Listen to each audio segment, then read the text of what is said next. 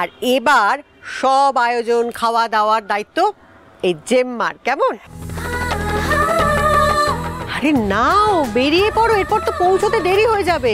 কিরে জয়, আয়।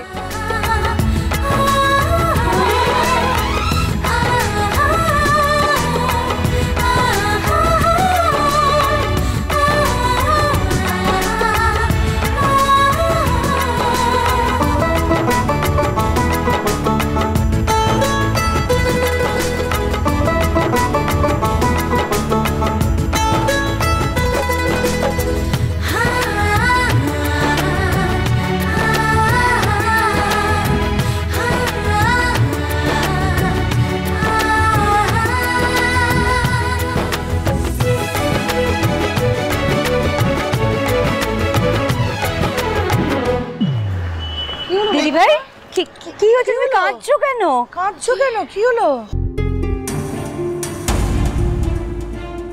ওরা বেরোবে বলে আমি এতক্ষণ বলতে চাইনি কথাটা। কেন, কি হয়েছে? কাল রাতে মা ফোন করেছিলেন আমাকে ইমিডিয়েটলি একবার বাপের বাড়ি যেতে হবে, চন্দননগর যেতে হবে। আমার বাবা খুব অসুস্থ, কাল রাত থেকে বাবার খুব শরীর খারাপ,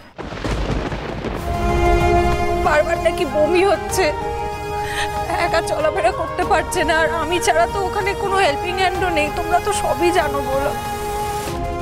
হ্যাঁ অবশ্যই, তুমি আর দেরি করো না, দরকার পড়লে রৌনককে সঙ্গে নিয়ে যাও। না মা, আমি একাই যাই, কারণ রৌনক তো এমনি, ওকে তো দেখতেই পাই না, এত ওর কাজ, এত বিজি, ওর জন্য ওয়েট করে থাকলে আমার আরও লেট হয়ে যাবে। তার থেকে আমি তাড়াতাড়ি যদি এখন বেরিয়ে পড়তে পারি, আশা করি সন্ধ্যের মধ্যে পৌঁছে যাব। ঠিক আছে ঠিক আছে, তাহলে তুমি বেরিয়ে পড়ো, আর দেরি করো না। হ্যাঁ দিদি ভাই, তুমি যাও, তাড়াতাড়ি রেডি হয়ে নিচ্ছ। আমি রেডি হতে গেলাম। যাও যাও যাও।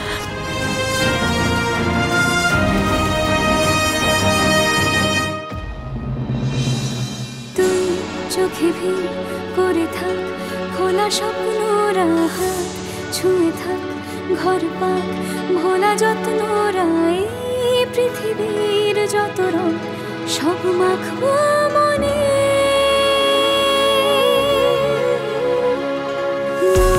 থামে না, মানে না, সে অল্পতে কেউ জানে না কি হবে শেষে গল্প। খুব তো বেবি মনে যাওয়া হচ্ছে, কাল সাত, আজকে পুজো, এইভাবে দিনগুলো বেশ ভালোই কাটছে বলো।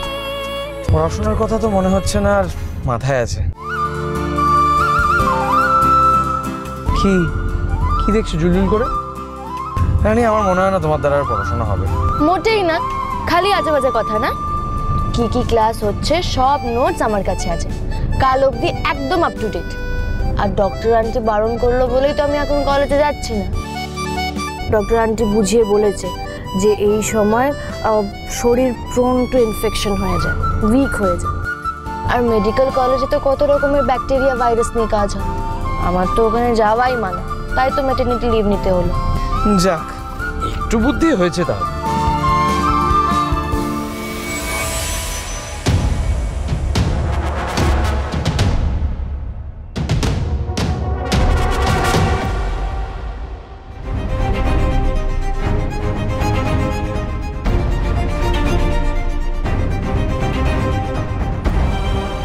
মা, ছোট মা, আমি বেরোচ্ছি।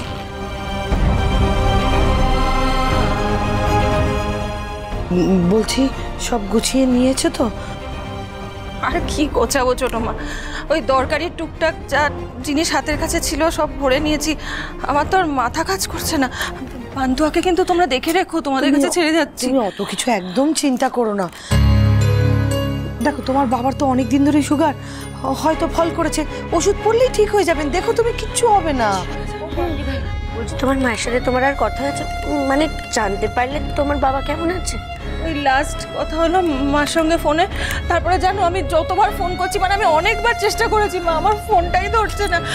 আরেকবার চেষ্টা করি, বলো। ফোনটা ধরলে তাহলে একটু নিশ্চিন্ত হওয়া যায়, বলো। না, ফোনটা ধরছে না। একবার আমার পুচকু ল্যান্ড করুক, ব্যাস আমার দায়িত্ব শেষ।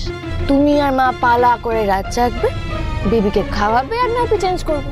আর তুমি কোমর বেঁধে নবচেতনার সাথে মারপিট করতে যাবে? মোটেই না, তখন আমি শুধু পড়াশোনা করব আর ঘুমাবো।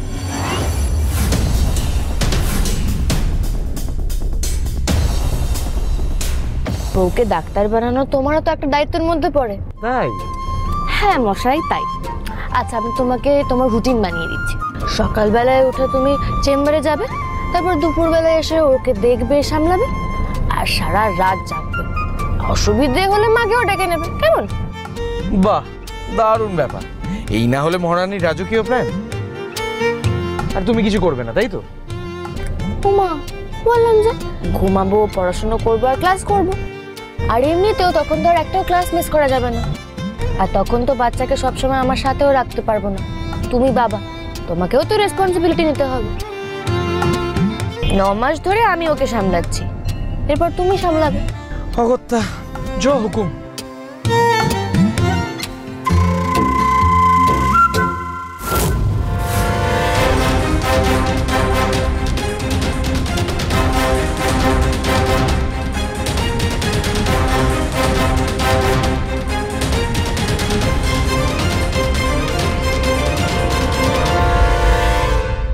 আচ্ছা রানী, আমার একটা কথা বলো তো, একটার পর একটা সমস্যা হচ্ছে, তার মধ্যে কি এরকম বেড়াতে আসাটা ঠিক হলো? তুমি নিজেই বললে আমাদেরকে ক্ষতি করতে পারে, আমাদের বিরুদ্ধে কেউ চক্রান্ত করতে পারে, তাও আমরা কেন এলাম বলো তো? এতটা রিস্ক নেওয়া কি উচিত হলো? কিছু ভালো কাজ করতে গেলে রিস্ক তো নিতেই হয় দুর্জয়। ইচ্ছে করেই যাচ্ছি। আমার দৃঢ় বিশ্বাস এই 2 দিনের মধ্যেই বুঝতে পারবো আসল কালপ্রিটকে। শুধু অনিকটাকে সন্দেহ করলেই তো হবে না, এই সব কিছুর পেছনে অন্য কেউ থাকতে পারে, আর সেটা কে জানবো বলেই যাওয়া। আমার মনটা খুব কু গাইছে, টেনশন হচ্ছে, কিন্তু মনে হচ্ছে ওখানে গেলেই এই রহস্যর সমাধান হবে। দিদিভাই তুমি কেন এভাবে চিন্তা করছো? ফোন ধরবে কি করে? তুমি তো বললে ওখানে একা আছে, একা হাতে সব সামলাচ্ছে, কেউ হেল্প করার নেই, ওই জন্যই তো ফোনটা ধরতে পারছে না। দেখো এখনো ফোন ধরছে না। দিদিভাই এইভাবে কাঁদে না, কি করবো আমি বুঝতে পারছি না। জেঠিমনি তুমি দেখো না কিভাবে কান্নাকাটি করছে দিদিভাই, একবার গিয়ে দেখো না। হ্যাঁ দিদিভাই, হ্যাঁ হ্যাঁ হ্যাঁ।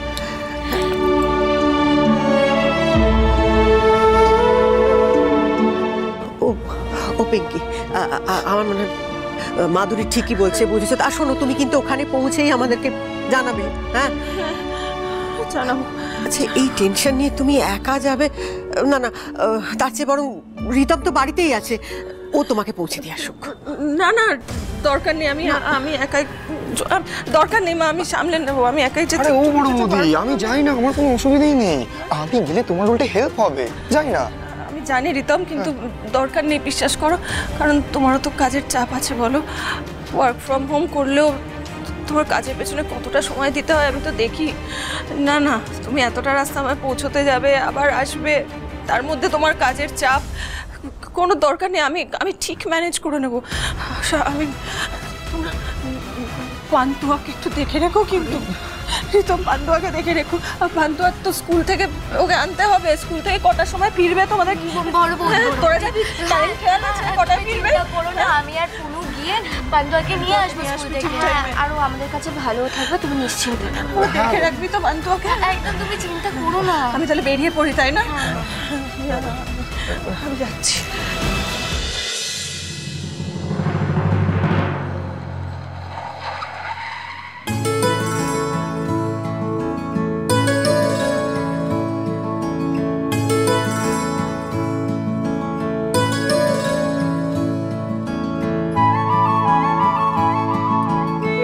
পরিবেশটা কিন্তু বেশ সুন্দর, তাই না?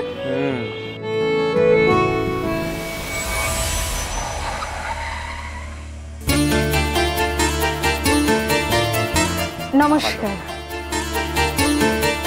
আপনি ডক্টর সেনগুপ্ত তো? হ্যাঁ। আর উনি আপনার ভাই? হ্যাঁ। Welcome madam, welcome sir. আপনাদের জন্য সব রেডি আছে, আপনারা ভেতরে আসুন, আপনাদের লাগেজগুলো আমরা পাঠিয়ে দিচ্ছি। কি হলো? শরীর খারাপ লাগছে? জল খাবে? শ্বাসকষ্ট হচ্ছে কি? না না, আমি ঠিক আছি, আসলে এতক্ষণ ধরে গাড়িতে বসেছিলাম তো, তাই আর কি, একটু হাঁটাচলা করলে ঠিক হয়ে যাবে। শিওর? হ্যাঁ চল চল, সাবধানে চলো, দেখে চল।